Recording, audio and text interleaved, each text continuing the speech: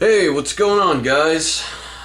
I'm back from a really long and painful and boring road trip, and I was sort of down in Florida visiting my brother. And while I was there, I actually got the chance to head to the local movie theater there, and I checked out Xmen First Class. And so you're all probably wondering what I thought of it, and to sum it up, I thought it was pretty damn good. I didn't think it was amazing, but I thought it was a pretty good movie in its own right. It was definitely it's definitely the second best X-Men movie ever made. Of course, my first favorite being X-Men 2. To give you the basic idea, it's set basically during the 60s, and it basically shows Professor X, who's played by James McAvoy. It basically chronicles the events of him first assembling and creating the X-Men, and it first shows his friendship with Magneto, the young Magneto.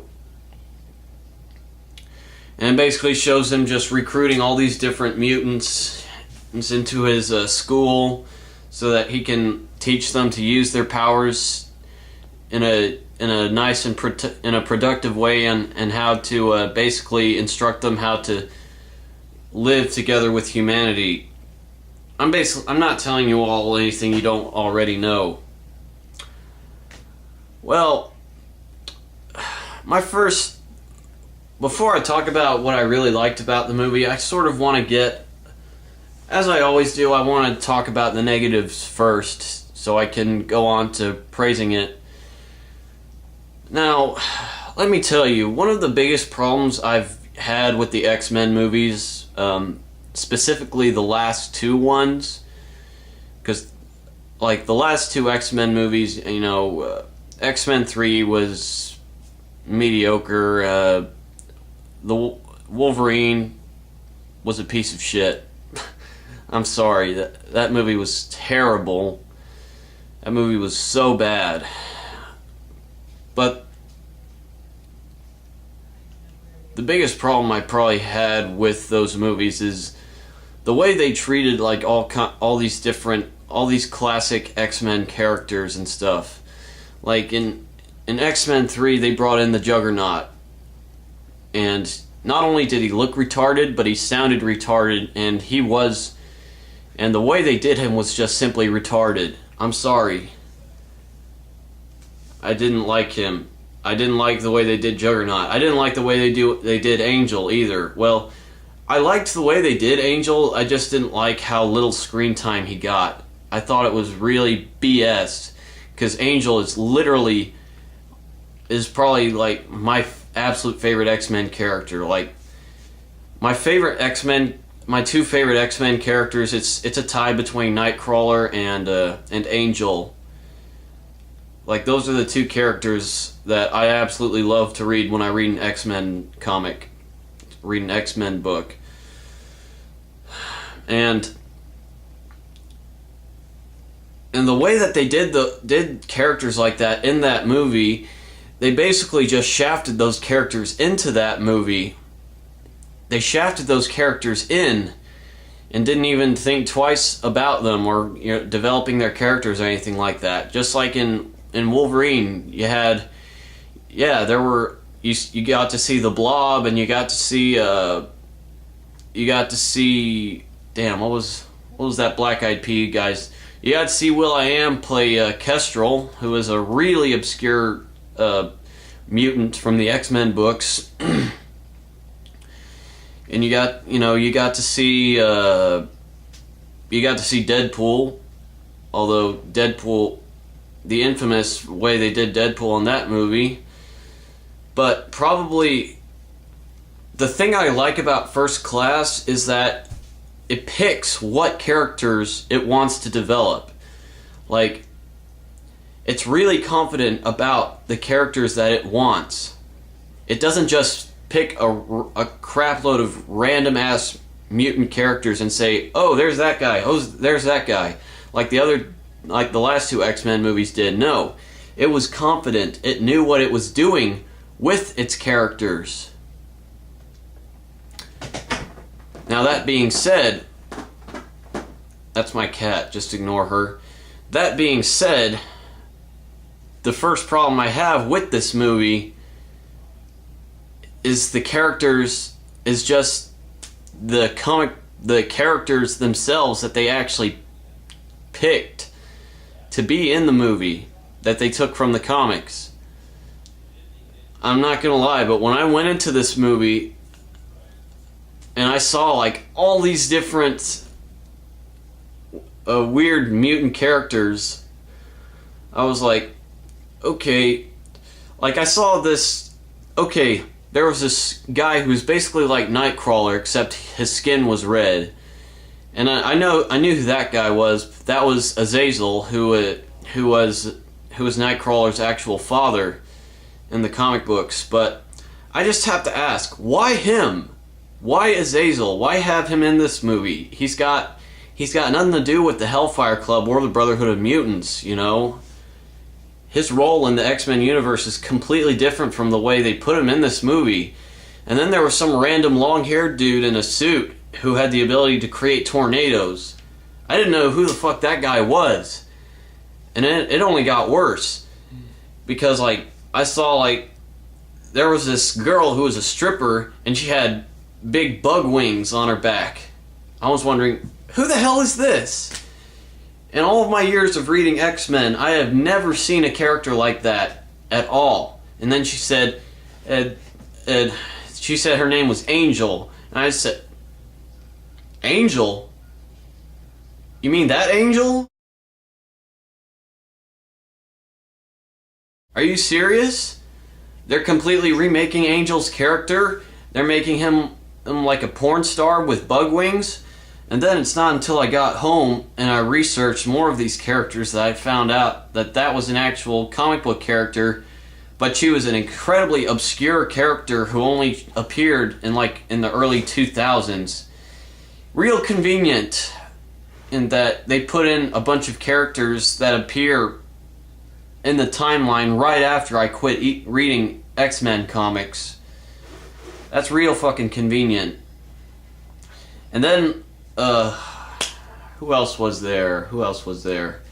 Oh yeah, there was that black guy whose name was Darwin, and that was actually my favorite out of all the miscellaneous characters they picked to appear in this movie. But you know what they did with him? They killed him. Yeah. Out of all the uninteresting obscure characters they put into this movie, they just had to kill off the one that I actually was the most fascinated with.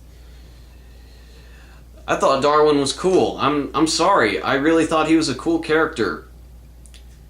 But I just have to admit, the characters that they picked to be in this movie were really not the most inspired choices for characters to appear in the movie. There's still a whole bunch of classic X-Men characters they could have chosen that have yet to appear in any of the other X-Men movies to be in this. You know, since they have Havoc in here, it was cool that they had Havoc and Banshee, because Banshee's another one of my faves, and so is Havoc. Although they never addressed the fact that he was Cyclops' brother.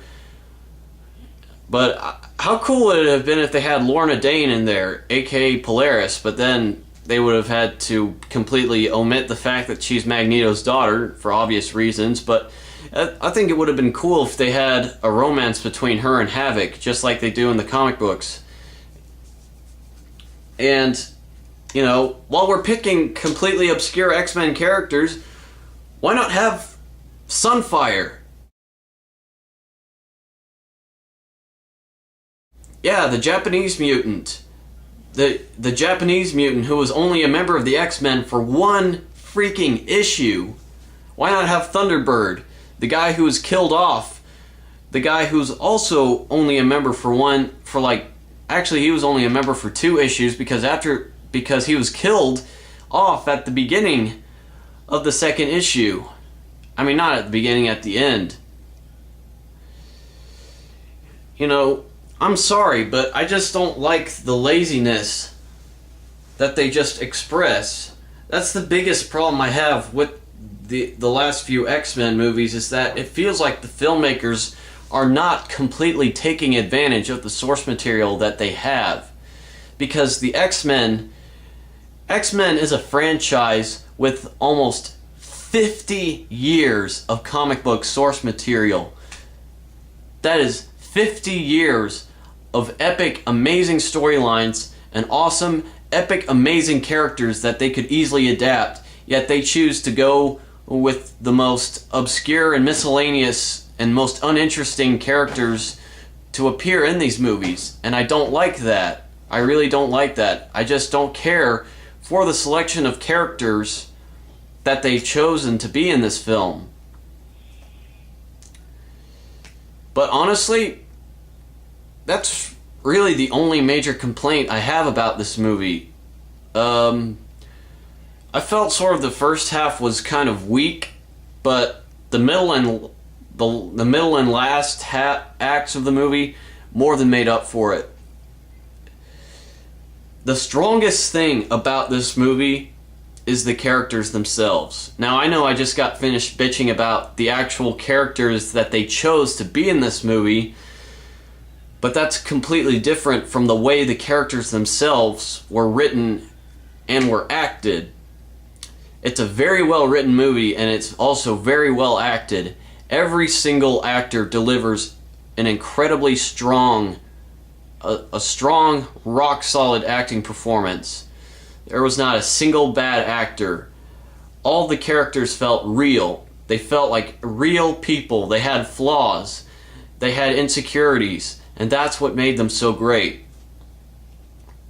That's also what makes the X-Men comics so great in the first place. It's the flaws and the insecurities of its characters. You know,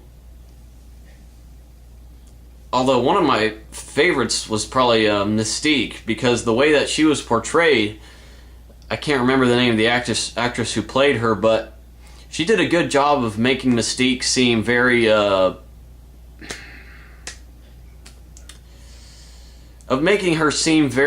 promiscuous, I guess is the word. I don't know, that's always a word I've associated with Mystique. Mystique was always a very promiscuous. She's probably one of the most promiscuous comic book villainesses ever. I mean, she's fucked almost everybody. And that brings me to another point. You know, like the evil mutant characters that they chose to be in this movie.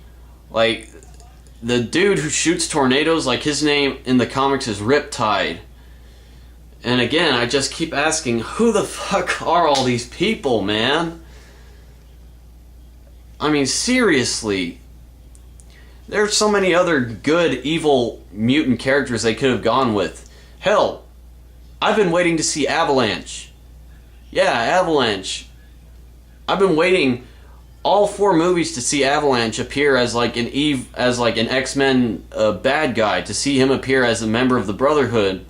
Avalanche is really one of my favorite X-Men villains, and you know, along with another obscure Brotherhood character is Destiny, who was she was a blind mutant who could see into the future. And it also would have been a little funny to poke fun at the fact that she and Mystique have a lesbian relationship, but that's a topic for another time.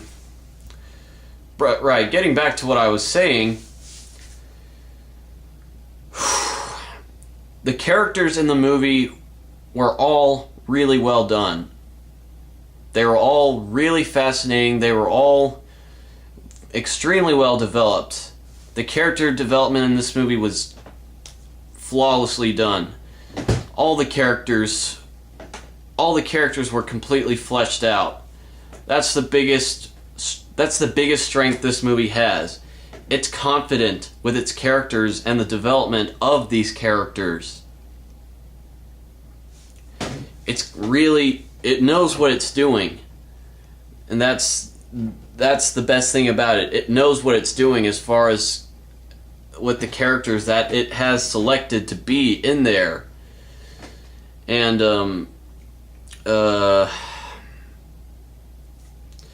also, I thought the guy that got to play Magneto, he did an amazing job of acting. Holy crap, was he amazing. I can't possibly name my favorite performance in this movie because everybody just delivers a jaw-droppingly amazing acting performance. James McAvoy, he was fantastic as Professor X. Although my favorite villain has got to be Kevin Bacon as Sebastian Shaw. Kevin Bacon wasn't really my first choice to play Sebastian Shaw, but holy crap, was he an amazing villain.